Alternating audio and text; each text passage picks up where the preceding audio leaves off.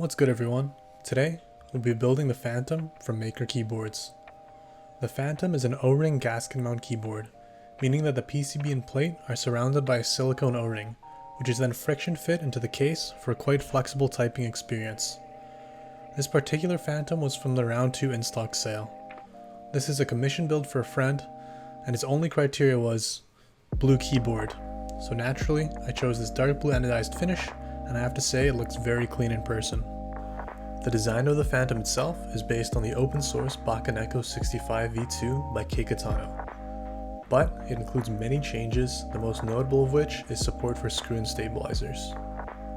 Thanks to this change, today we'll be using Durock V2 screw-in stabilizers, Epsi modded with KBDfans stab pads and lubed with Krytox 205 grade 0 and XHT-BDZ.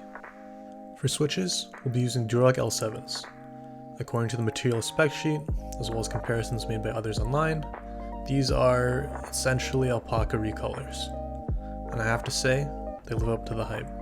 They're incredibly smooth stock and absolutely buttery when lubed. The stem wobble in these is also top notch. A main characteristic of these switches, as well as the O-ring gasket mounting style, is described by most as a clacky sound. Here's a sound test of this board with no additional foam and a palm plate.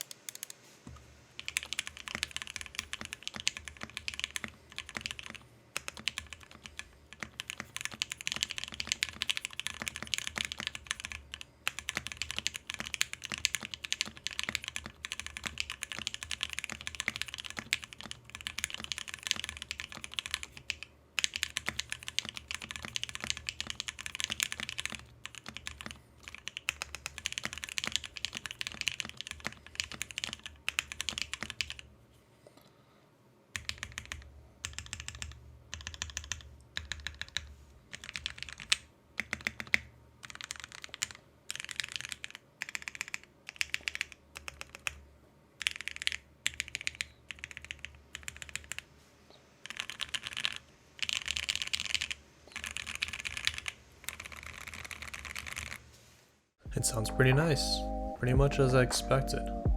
However, I personally prefer a bit of a deeper, poppier sound signature for my boards, so I'll be adding some foam. If my friend doesn't like how it sounds with the added foam, I'll remove it, but I had to try. For this build, I'll be using plate foam, which goes between the plate and PCB, and switch foam, I guess, which goes between the switches and PCB. For plate foam, I'll be using Swagkey 65% pour-on foam. To use this foam with the Phantom, we'll have to quote-unquote cut off the crust to leave space for the O-ring.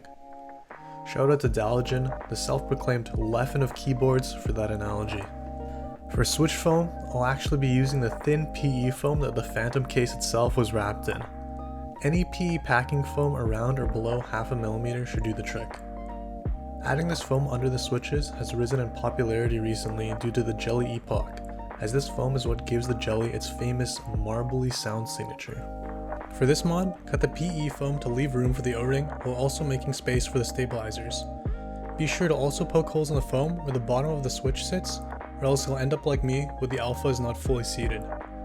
Also, cut out a space for the arrow key blocker, which I didn't do here and had to redo later. I was originally planning to also add case foam, but I scrapped the idea as soon as I heard how it sounded with just plate and switch foam. This way, the PCB assembly still has a lot of room to bounce up and down. Before I do the final sound test, I do want to give a quick review of this board. Thanks to the O-ring gasket mount, the Phantom provides a cushioned and bouncy typing experience, especially near the edges of the board. It also produces a decently consistent sound. The main drawback to this mounting style is how tedious it is to move the PCB assembly in and out of the case. Although, it would have been even more tedious if Maker had not added this clever cutout underneath the pipe key that allows for easy PCB removal using a keycap puller. Keycaps noted this change and added it to V3 of the Bakeneko 65. Pretty cool. For a board that was sold in stock and started at $189, this is absolutely amazing value. Maker is not currently planning to run the Phantom again, but hopes to keep their well-priced Scarlett, Alexa, and Mia keyboards in stock after their initial group buys.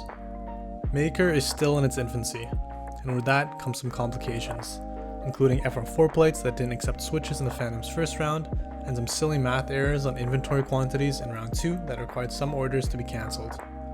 In both cases, Maker offered pretty generous remediation, offering to ship replacement FR4 plates to round 1 Phantom owners for free, and offering people whose order had to be cancelled in round 2 on Alexa, which is their more expensive 65%, at the same price they bought their Phantom. Maker is currently a one-person show, and the time crunch they tend to put themselves in is maybe a bit aggressive at times. But know that when you do get your order, chances are you'll be really happy with your board. If you want to find out more, check out the Maker website or Discord, links in the description.